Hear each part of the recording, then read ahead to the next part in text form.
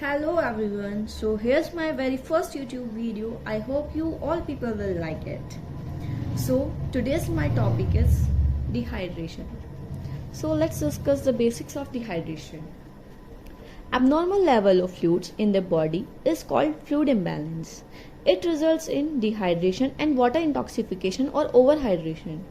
अब जब हमारी बॉडी में किसी भी तरह जो फ्लूइड्स हैं उनमें एक अबनॉर्मल लेवल हो जाता है तो हम उसको फ्लूइड इम्बैलेंस बोलते हैं।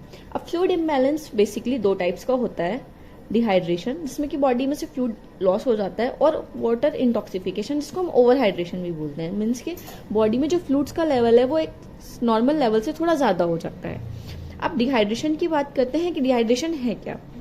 Defined as excessive loss of water from the body. जब हमारी बॉडी से वाटर का अर्थात फ्लूइड का जो एक्सेसिव लॉस हो जाता है उसको हम डिहाइड्रेशन बोलते हैं। Dehydration occurs when the fluid loss is more than what is consume. अब डिहाइड्रेशन या फिर जो वाटर का लॉस है हमारी बॉडी में से वो कब होगा, जब हम कंज्यूम तो वाटर या फिर फ्लूइड कम कर रहे हैं बट जब उसका लॉस है फ्लूइड का किसी भी तरह से जैसे यूरिनेशन के थ्रू और स्वेटिंग के थ्रू वो एक्सेसिव हो रहा है हमारे कंज्यूम करने से, तो अब डिहाइड्रेशन होता है। अब बेसिकली जो डिहाइड्रेशन का क्लासिफिकेशन किया गया है वो 3 टाइप में किया गया है, mild, moderate and severe. Mild dehydration की बात करते हैं। It occurs when the fluid loss is about 5% of total fluid body fluids. अब जो हमारा बॉडी फ्लूइड है उसमें लगभग मान के चलें कि 5% का अगर लॉस हो रहा है तो हम उसे माइल्ड डिहाइड्रेशन के अंदर कैटेगराइज करेंगे। Not very serious and can be treated easily bye dehydration. ये बहुत ज़्यादा सीरियस कंडीशन नहीं होती है और हम नॉर्मली फ्लूइड इनटेक करके वाटर इनटेक करके हम इसको डिहाइड्रेशन थेरेपी से क्योर कर सकते हैं।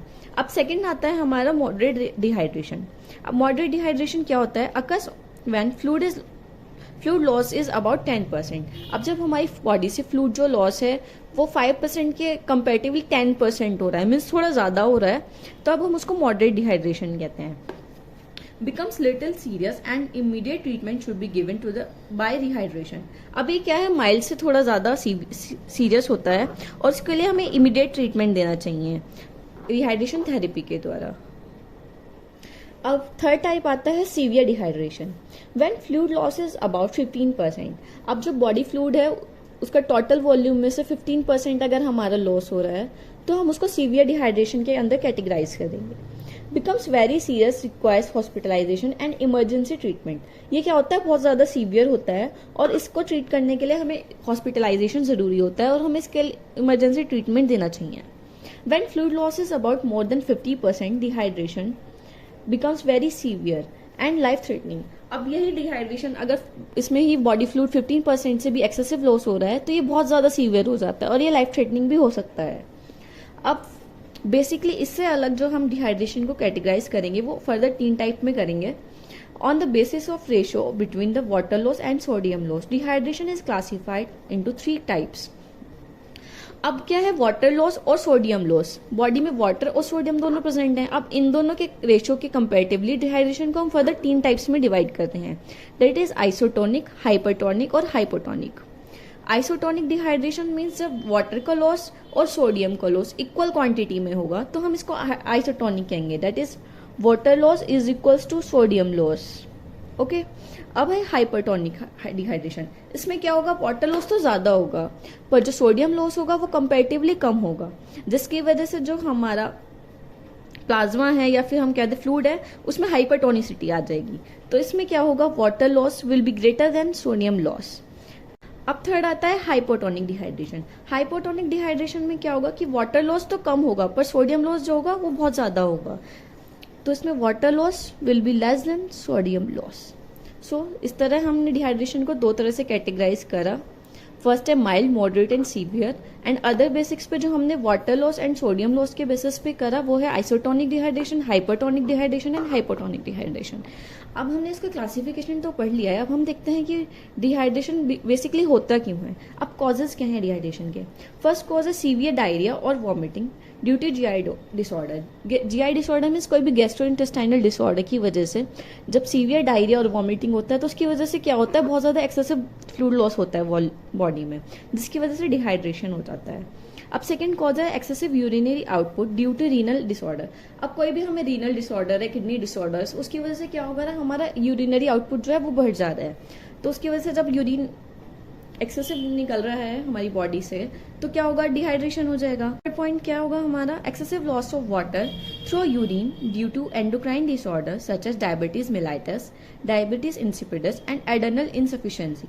अब क्या है, हमारे पास कोई भी एंडोक्राइन डिसऑर्डर है जैसे डायबिटीज, एडर्नल इनसफिशिएंसी, उसकी वजह से क्या होगा, जो यूरिन है उसमें एक्सेसिव वाटर का लॉस होगा, तो इस तरह हमें डिहाइड्रेशन हो जाएगा। फोर्थ पॉइंट तो क्या होगा, इनसफिशिएंट इंटेक ऑफ वाटर। अगर हम पानी ही कम पी रहे हैं तो फिर डिहाइड्रेशन तो होगा ही। Prolonged physical activity without consuming adequate amount of water in hot environment. अब क्या है कि हम बहुत ज्यादा हॉट इन्वायरमेंट में प्रोलॉन्ग बहुत लंबे टाइम तक फिजिकल एक्टिविटी कर रहे हैं पर हम कोई भी वाटर इनटेक नहीं कर रहे हैं, तो उसकी वजह से क्या होगा, स्वेटिंग के थ्रू हमारा बॉडी से फ्लूइड लॉस तो होगा बट इनटेक कम हो रहा है, इस वजह से डिहाइड्रेशन हो जाएगा। नेक्स्ट पॉइंट है excessive sweating leading to heat frustration. अब बहुत ज्यादा स्वेटिंग हो रही है, उसकी वजह से हीट फ्रस्ट्रेशन हो रहा है, उसकी वजह से डिहाइड्रेशन हो जाएगा। सेवेंथ पॉइंट है यूज ऑफ लैक्सेटिव और diuretics in order to loss weight quickly. This is common in athletes. अब एथलेट्स होते हैं या फिर बहुत ज्यादा पीपल्स में क्या टेंडेंसी होती है कि वो लैक्सेटिव्स या डायरेटिक्स यूज करते हैं बॉडी वेट को कम करने के लिए। इसकी वजह से क्या है, एक्सेसिव अमाउंट में फ्लूइड का आउटपुट हो रहा है जिस वजह से डिहाइड्रेशन कॉज हो रहा है। अब हम देख लेते हैं कि साइन और सिम्टम्स क्या होंगे अगर हम किसी को डिहाइड्रेशन हो रहा है। अगर बात करें माइल्ड और मॉडरेट डिहाइड्रेशन की तो उसमें क्या साइन सिम्टम्स आएंगे।